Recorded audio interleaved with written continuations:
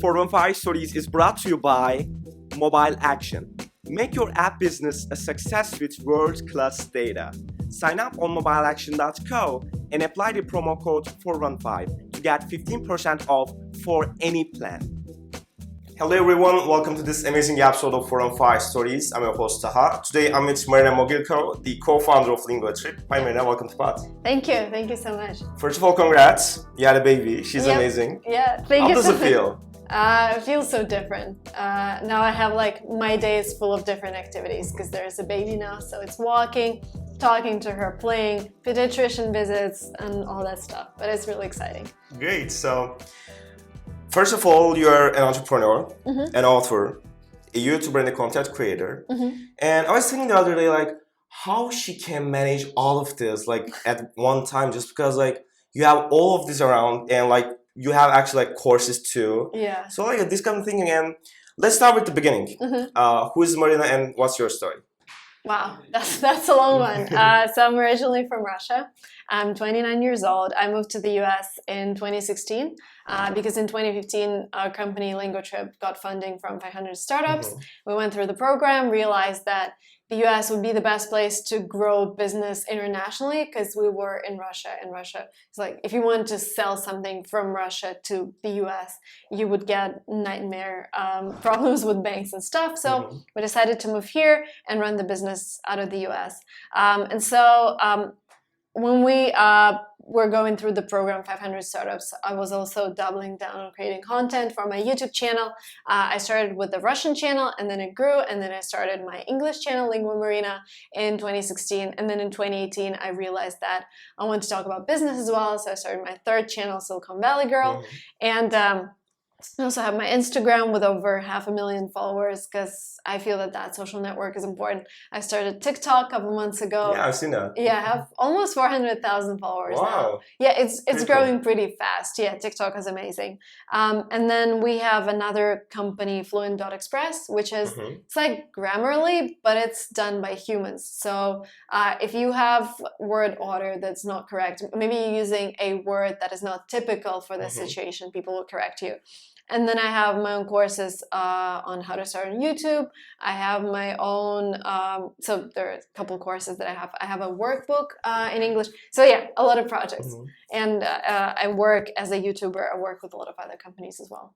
Great. So let's talk about Languageshape. Can you give a little bit brief about the company? Yeah, so initially it was just a study abroad booking platform, like Expedia for different language-based travel, different language-based trips. But then we also realized that online part is super important, and we started producing our own online courses, and this part is now 50% of the business as well. So it's I would say ideally that should be a place where you go and you learn a language with all the different, using all the different methods that you can, like learning a language online or traveling. That's what it is right now. You said it's going to emerge to different verticals, I think. So for now, what's your future plans with the company? So right now we're doubling down on international growth. We just launched a YouTube channel in Portuguese. So we're teaching Portuguese people English. And I think in a month or so, we're going to launch our Chinese course. So we're teaching Chinese people English. We're doing that together with a YouTuber from LA who's originally from China. So we're doing a lot of international stuff. We have a Lingua Fest blend in Moscow for Russian students, which is like a 1,000 people event who want to learn English. Hopefully it's not going to get canceled because of coronavirus, but yeah, these are the plans. Yeah, great. So from a different perspective, how you see the future of the education or future of the language education? How you see that the education of the language will be in about 10 years, 20 years from now?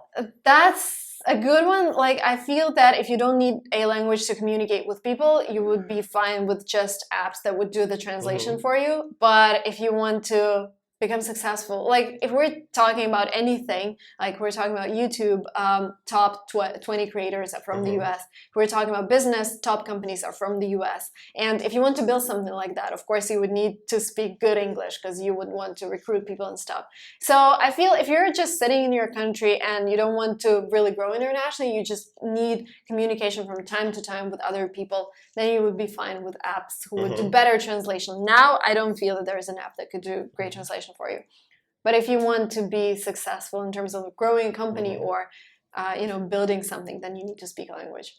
Great. So let's talk about your channels. So I think you have 3 channels right now, right? 3 YouTube channels. Like Lingua Marina and your Russian channel. Russian and then Silicon Valley. So how many followers, like 3 of them combined? Over 3 million. 2 million? Wow, impressive. 3, so yeah. How did you grow your challenge from like 0 to 3 million? So it's all organic growth, and I made a lot of mistakes, but I also figured out the ways on how to create videos that would take off on YouTube, like how to create thumbnails that are clickable, how to create titles that people will click.